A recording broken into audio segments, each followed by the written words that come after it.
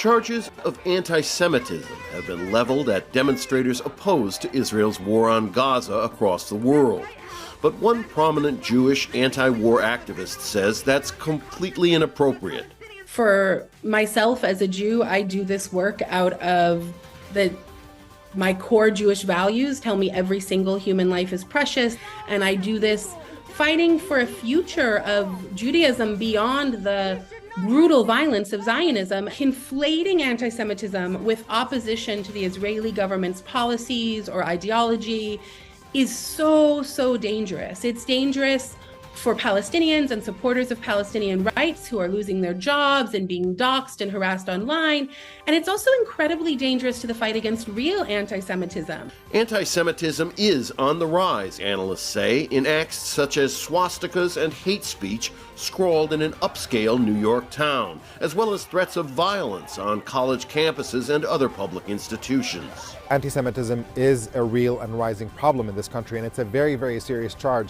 But it is being cynically used against people who simply support Palestinian human rights. And that tells you something. It tells you that the other side on this, defenders of Israeli policy, can no longer win the argument on merit. This week, the Republican majority in the U.S. House of Representatives passed a resolution identifying anti-Zionism as anti-Semitism.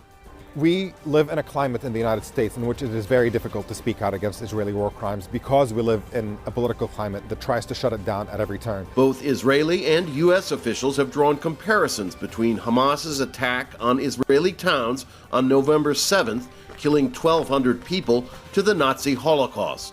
An Israeli-born Holocaust historian rejects the analogy. It is not connected to the Holocaust in any way. It's a completely different phenomenon. So speaking about anti-Semitism, about Nazis, about the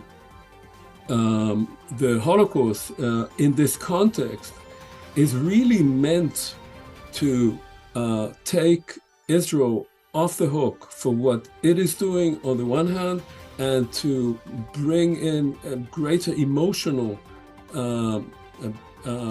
heightening of emotions in Israel as part of the justification of what Israel is engaged in at the moment.